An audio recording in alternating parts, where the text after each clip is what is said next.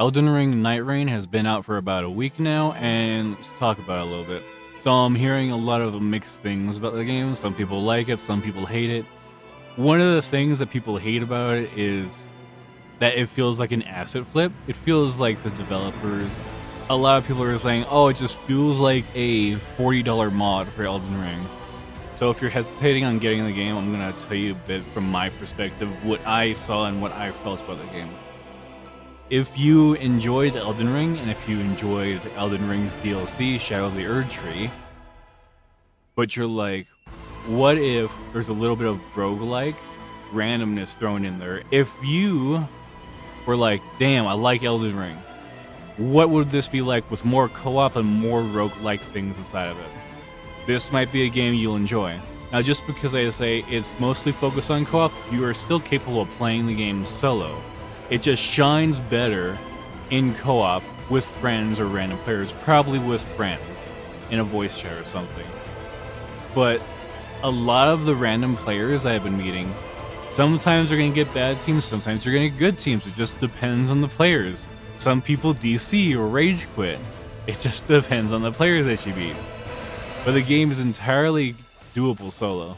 So there are 8 classes in the game, and there are 8 different bosses in the game. The bosses, the end bosses, the Night Lords.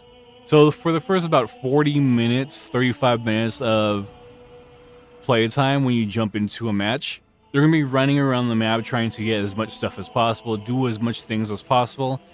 Day 1 ends, you go fight a boss in this condensed area as the flames start converging into a single circle on the map, and you're supposed to follow that circle. You'll end the night by defeating a mini-boss, a boss from Elden Ring, or probably another Souls game, because they threw in a bunch of different bosses from different Souls games to this. And then you do that all again on day 2. You run around, you do as much as possible, and then where the fire is converging, you go there, you fight another boss. Then after you beat that boss, you go to day 3, and you fight the main Night Lord boss. Now currently there are only 8 Night Lords in the game, but they're probably going to add more, because there's a DLC coming out.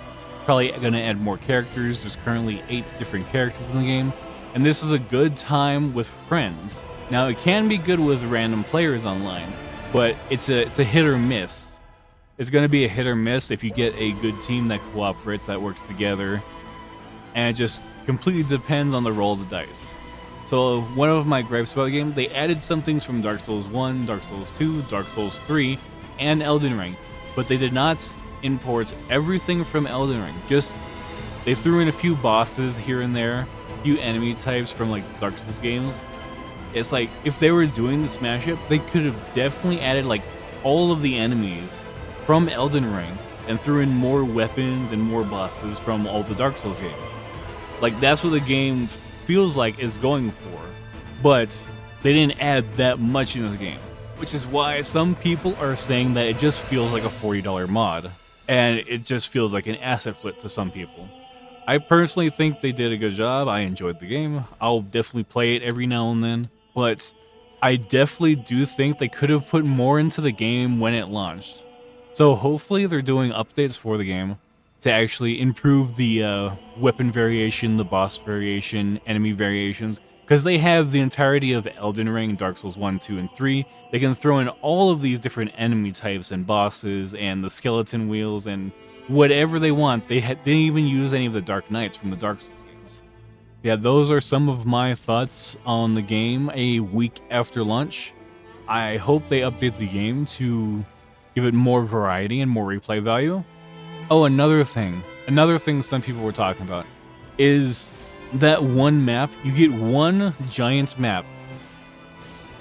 So you get one map inside the game. And every time you run through a game, you're going to land in a different area. Part of the map is randomly generated.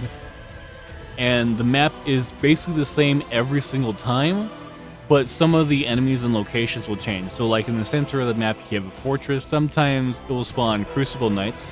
Sometimes it will spawn some of the Lost Knights. And the bosses inside of that castle will be different. So one of the randomized events inside the map are, I believe it's called the Shifting Earth. It's when certain parts of the map will be different. Sometimes there's going to be a Scarlet Rot Forest. Sometimes there's going to be a giant hole in the ground with a bunch of magma and lava flowing everywhere. Sometimes there's going to be the hidden city. I think it's called Nokolatia or something like that. And sometimes you're going to have the snowy mountaintops. So each of these randomized events will have different mission objectives that give you different buffs inside of it that you can complete at any time that you want. This is one of the ways the map changes, but this is probably one of the only ways the map changes, as well as some of the enemies inside the locations will change randomly. Like, this is cool, I like this, but it would have been cool if we have more, or it's like every single boss that you're going for, every single expedition, every single Night Lord that you're going for has a different themed map. I thought that would be cool, and someone else brought that up too, I don't know, I don't remember who. But hopefully going forward with their updates in DLC, they're going to add more bosses, characters, and they'll do more randomized events and make this roguelike Elden Ring thing that we have here a little more crazy. Another thing is, because it's a roguelike, I love roguelikes when they allow you to do crazy stuff. So I've been playing around with some of the builds, and there's a way to gain abilities by slow walking through your weapons or through certain bosses in the game. Like, it'll create a rain of stars, create firestorms around you. So I managed to beat a boss quite easily by just stacking as many effects that you can proc while walking. I think I stacked like 5 of them, like a rain of stars, chaos flames was erupting from me, and like 2 firestorms would appear whenever I slow walked. And I was just killing the boss by just walking around him. It was great. I want to see more of that crazy roguelike stuff inside of this game in future updates, because that is neat. Also, another thing I like is when you find a weapon that creates glint blades, you can have another weapon that creates glint blades, and you can have a perk that creates glint blades. So you basically just infinitely creating glint blades to attack enemies around you while you do whatever the hell you want. And it felt really good creating these broken builds in a co-op roguelike setting. I want more of that good thing. Just make more of the good thing and less of just raw stat upgrades. So you can get perks like do 9% more damage, do 5% more elemental damage, resist more damage, 20% more critical damage. I want more of the crazy stuff that you can get when you're just walking around and just auto-apply or just increase your attack range, attack speed, some crazy stuff. It's like, I feel like people that play roguelike games would love that. More attack speed, more crazy-ass nonsense happening, and less of the just raw stat boosts that just do nothing other than you do 9% more damage. It's like, it's kind of boring. Like, it's okay, but it's kind of boring. I talked about how I like this game when the video first started, then I kind of just ranted, and I'm going to edit this later. And yeah, I like the game. If you liked Elden Ring, you'll probably like the game. If you have friends that like Elden Ring and you like Elden Ring, you'll probably like the game and you can play it with friends. It's pretty fun with random people, but it's a hit or miss if you get good teammates that can coordinate or do awesome things together. I enjoyed my time with the game. I will be checking in with the game every now and then, but I am mostly done with everything in the game since I 100% achievements. Since I got 100% achievements, there's not much else to do in the game, just to chill out and just wait for updates for the game. Anyway, thanks for watching. If you enjoy this, leave a like, leave a follow, leave a comment. I will see you next time. Peace.